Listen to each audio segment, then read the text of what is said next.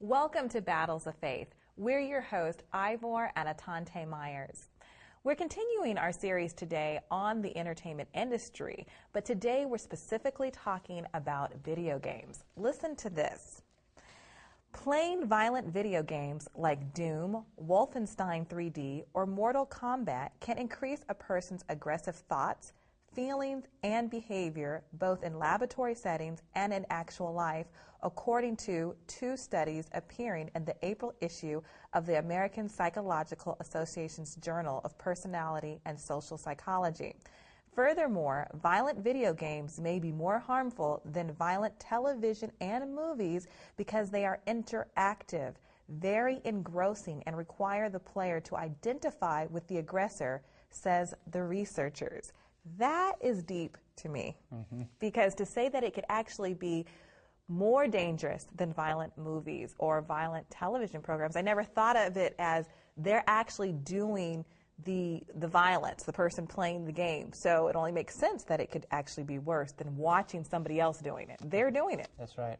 One of the words, a couple of the words you mentioned in there are striking, because it mentions that this, the video game industry or video games in itself can have an effect upon the thoughts and the feelings or the emotions, is what I believe you said.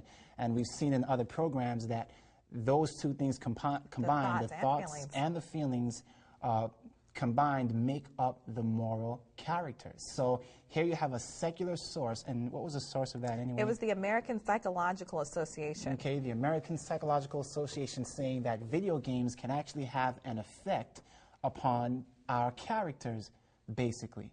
And so this is an issue that is really taking the world by storm. Video games have exploded upon the scene, and I mean, young people all over this planet are becoming more and more engrossed in video games, even so more now than movies and music, which is amazing. It's true. It's taking up so much of their time. In other shows, we mentioned that young people are playing at least 7 hours of video games, and probably even more now in a week, in a 1 week period. But I want to say that in this program about video games, there are so many adult men who are very addicted to this program. I was talking to someone the other day who just said, that's all my husband does once he comes home from work.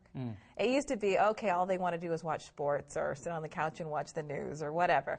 But that's all she said he does. And then he even made the comment that this is the only thing that makes me happy. And she was so taken aback by that. She was like, well, what are me and the children doing here? But the point is that it's so addictive. Right. And it's not just for young people. Right. Let's look at one of our definitions on this program today, because you mentioned that one of the reasons they said this was so dangerous is because it is interactive. So let's look at that word interactive. The word means this: acting or capable of acting upon each other.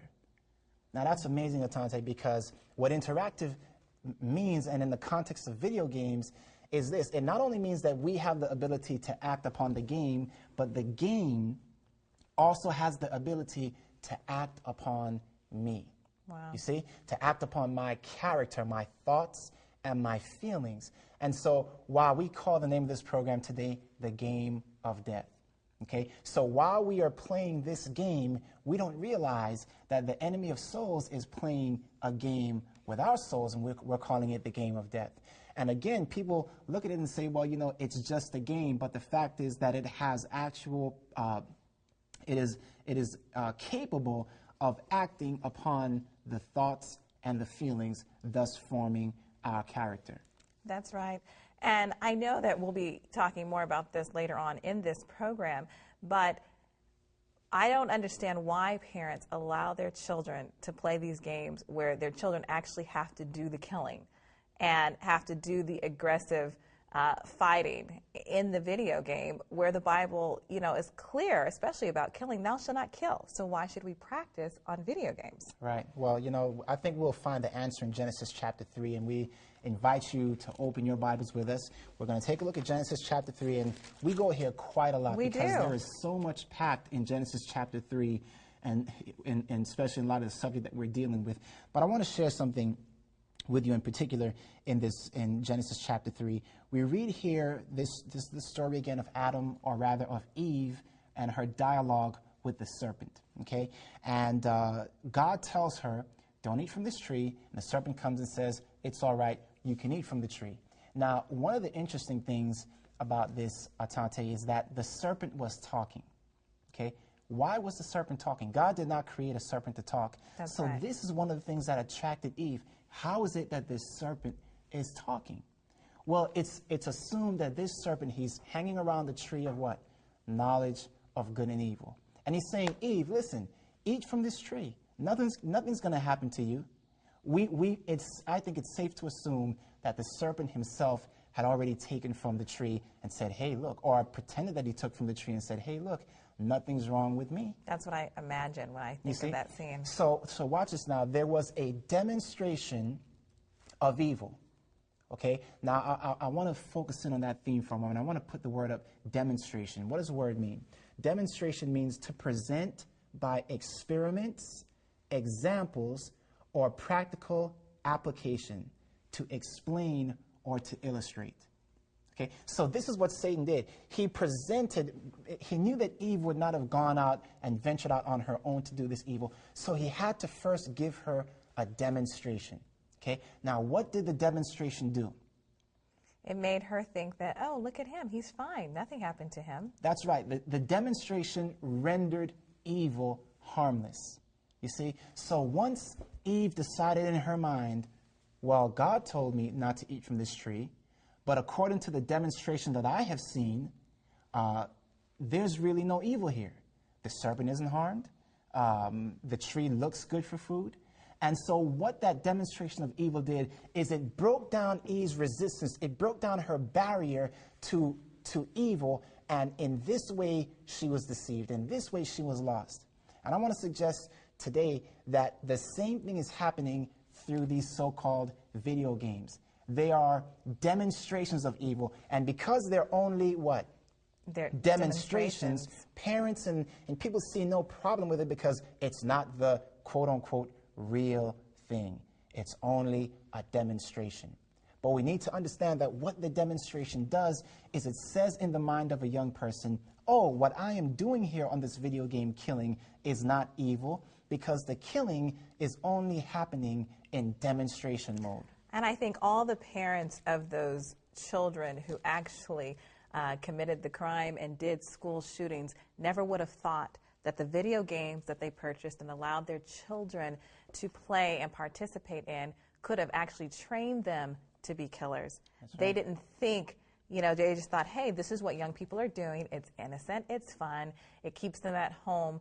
And I'm not saying that this is the only thing that contributed to these children's school shooters, if you will, high school shooters, to kill these people, but it definitely, in every case, the research shows that they were all participating in these violent video games. That's right. That's right.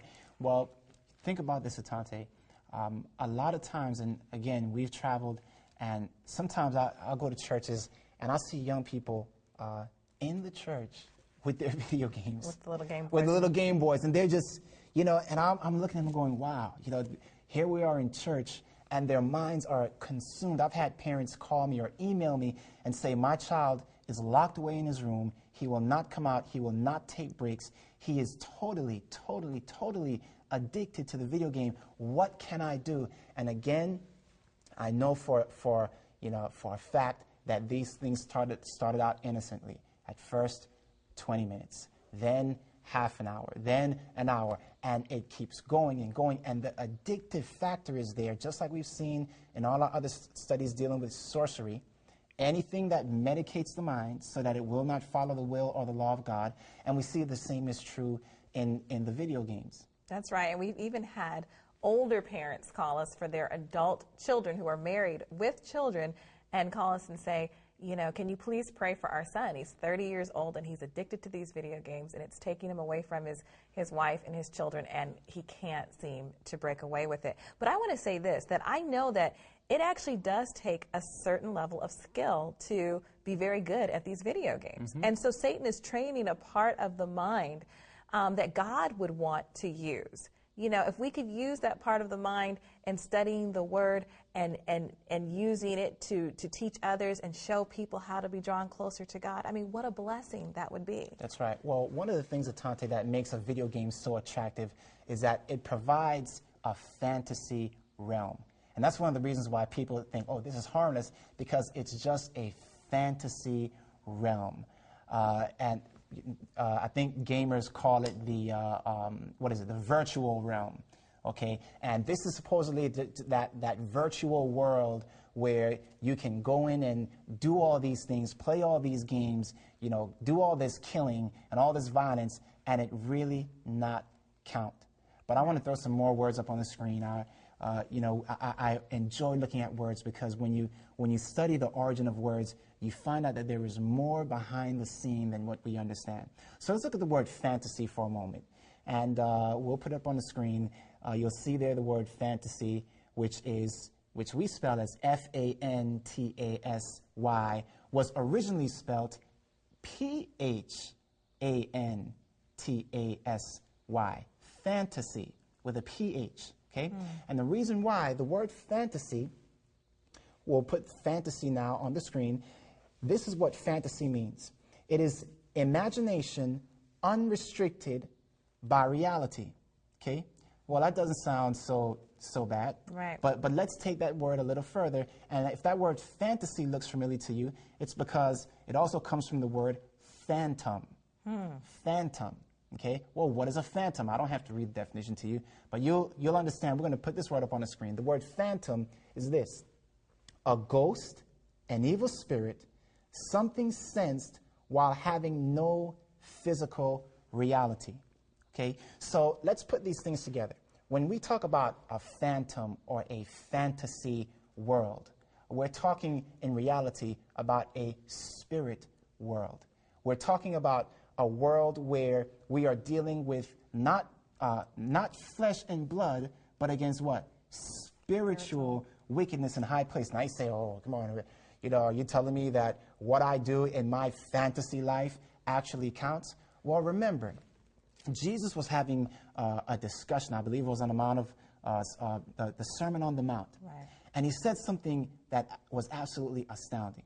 Here's what he said. He said, you have heard it said that you shall not commit adultery. But I say unto you that if you look after a woman to lust after her, where? You've committed adultery in your heart or That's in right. your mind. In your mind, you know. Or we might say in your fantasy life, right. You are still guilty. In other words, the law of God penetrates even into the fantasy realm, the spiritual world, even into that place where we have our own private thoughts and feelings, so that if you do the act, even in the fantasy realm, Christ said, it's still as good as sin.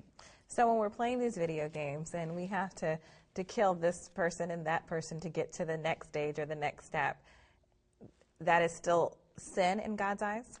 You know, think about it like this, Atante. Many people out there, there are a lot of men out there that struggle with pornography, right. Okay?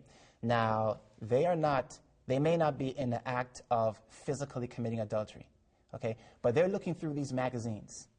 Now, Christ deals with that very issue, and he says, look, if you're imagining this thing, you may not even be looking at a magazine. You may just be in your own fantasy life imagining these things. And Christ says that even there the law of God penetrates, so that it is written in the books of heaven as sin, as evil. And so the devil says, hey, you know, it's just a demonstration. It's just fantasy. But Christ says, no, not so. In fact, Atante, you'll realize one of the reasons. In fact, let's go to Genesis chapter 6. Genesis chapter 6, and some of you may actually already know this, and some of you may not. But there was one reason why the people in Noah's time were destroyed, and the Bible gives us that reason. And you'll be surprised. Look what it says in Genesis 6, verse 5. The Bible says there, and God saw that the wickedness of man was great in the earth, and that every, what, Atante? Imagination of the thoughts of his heart was only evil continually. Now, I'm sure they didn't have video games back in Noah's day. Maybe they did, I don't know. But what the devil understood this principle of providing a fantasy or an imagination realm in which men felt that they were comfortable. Men were deceived into feeling they were comfortable enough to feeling that, hey, if I sin in my mind, if I think evil in my mind, and it's not actually done in reality, it doesn't count. Now, what happens is that once it is committed in the heart, it will eventually and naturally play itself out in action. Remember, this whole battle of faith is about keeping our eyes focused on Christ. It's about getting our characters to reflect the character of Christ. It's about getting our image, changing our image from the image of ourselves into the image of Christ. And the enemy does not want that. He wants to divert the mind so that the heel itself will be diverted. Remember, we said that God's mission for the church is to bruise the head of the serpent, according to Romans 16, verse 20. Well, Satan knows that. What controls the heel? It is the mind. And so he says, if I can get into their mind, I can divert them or amuse them, as we saw the word amuse means to divert. I can amuse them and distract them so that they will not fulfill their commission. And again, this is one of the ways in which the devil seeks to do that. This is one of the ways in which he controls our character. He creates this illusionary world and says, it's all right for you to sin here. The law of God doesn't reach here. It's all right for you to kill in this realm. It's all right for you to commit adultery in this realm. I was reading the other day, Atante, there are pornographic comic books. Now, I'm sure that no parent out there would allow their children to read a pornographic comic book. Right. And they wouldn't say, well, it's just a comic book. It's not real. It's just fantasy. You know, it's just drawings on a page. It's just fantasy. They would never say that because pornography is taboo. But now when it comes to killing, which is part of breaking God's law, just as adultery, or any other thing like that, then all of a sudden it becomes okay. And the amazing thing to me, again, is that video games didn't start here. They didn't start like Mortal Kombat. When we were children, Atari came out. That's right. And there was Pac-Man, and you just ate the little dots on the screen, and you needed to get to the little energy thing so that you could, well, I guess so, you had to kill the little monster thing that's after you. But it didn't start as bad as it is now. And so Satan, again, has just started something off really innocent. He's allowed it to take about 20 years or so, and now it is to a point where it is very bad. Matter of fact, there's even video games that they don't just have killing, but there's women that appear on the screen, and they're half-naked women. The purpose of them, I don't really understand. I don't know if you win, I guess the woman appears or whatever. Pornographic video games. I have a friend in Australia who actually mailed me some information on video games, and he's done a lot of research, Stuart Mazaferi. And we've been in contact, and I mean, some of the things he's been sharing with me about where the video gaming industry has gone is just absolutely mind-blowing. And the sad thing is that so many parents don't see it. And again, it is infiltrating, I mean, like I said, young people in the church. Satan is sending out this flood. And again, we've been saying this in a couple programs. It seems like is this picking out a straw, video games? This is not a straw. This is a flood. And we see it in the churches. We see it in the world. The enemy is flooding the minds of young people with so many things that it is impossible for them to keep their minds focused on God. And it's only for one purpose, and that is so that it will not follow the will of God, or won't even think about following the will of God. That's right. We've been talking about imagination, and I'll tell you something. If you read Isaiah 26 and verse 3, and we've mentioned this text quite often, that will keep him in perfect peace whose mind is stayed on thee. The word there for mind, if you look in your margin in your KJV Bible, you will see the word imagination. Right. Thou will keep him in perfect peace whose imagination is stayed on thee. And you'll notice the similarity between the word imagination and image. Imagination and image. Through these images in the video game and through these images through the media, what the devil is attempting to do is he is appealing to the imagination, because he knows that it is through the imagination, whoever has the imagination has the heart.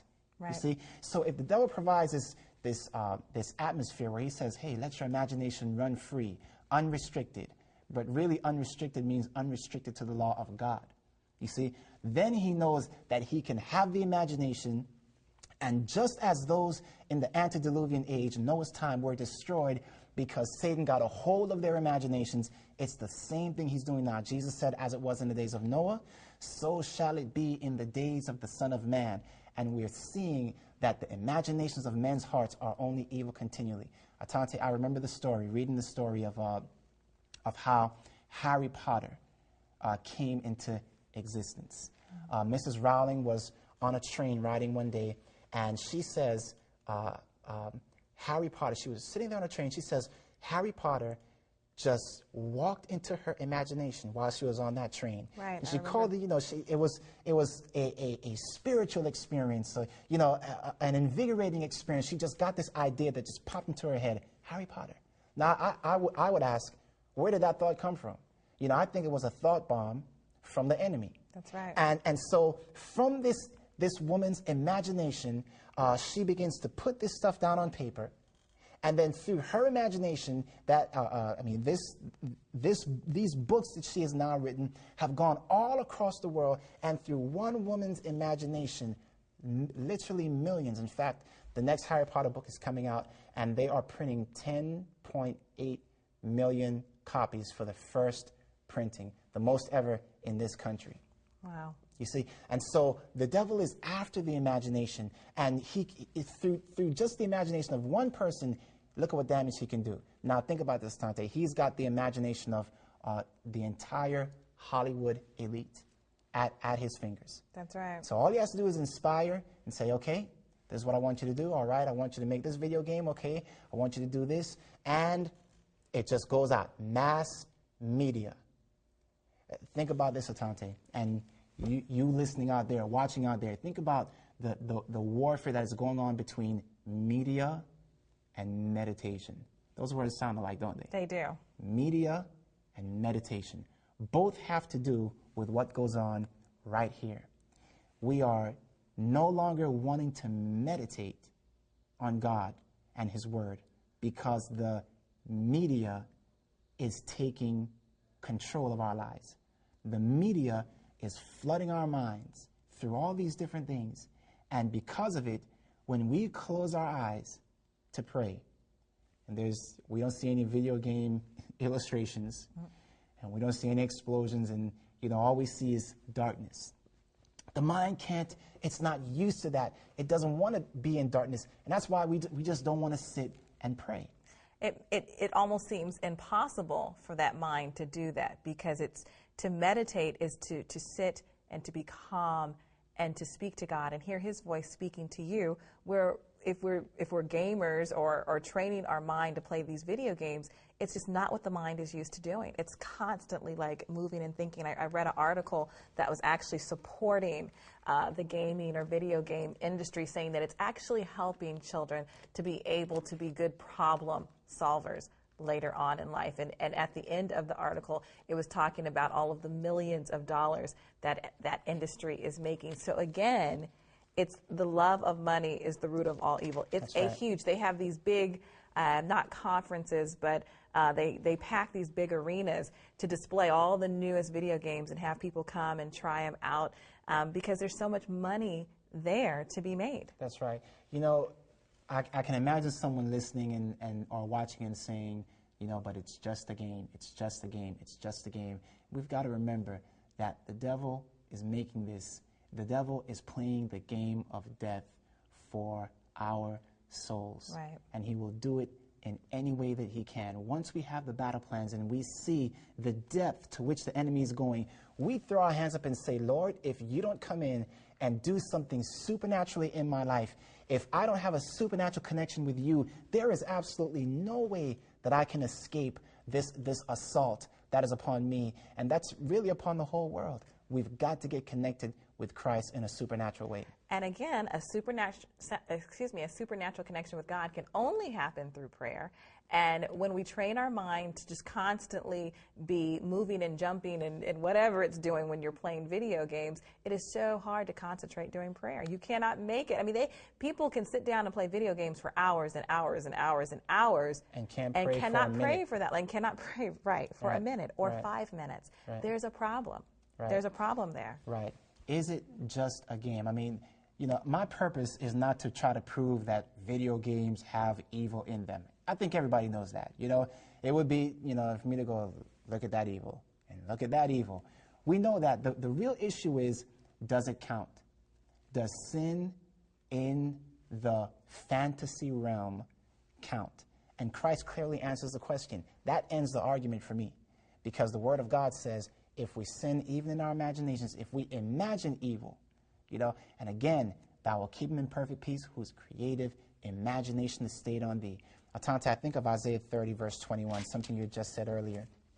In Isaiah 30, 21, the Bible says here, and thine ears shall hear a word behind thee, saying, this is the way, walk ye in it, when you turn to the right hand and when you turn to the left.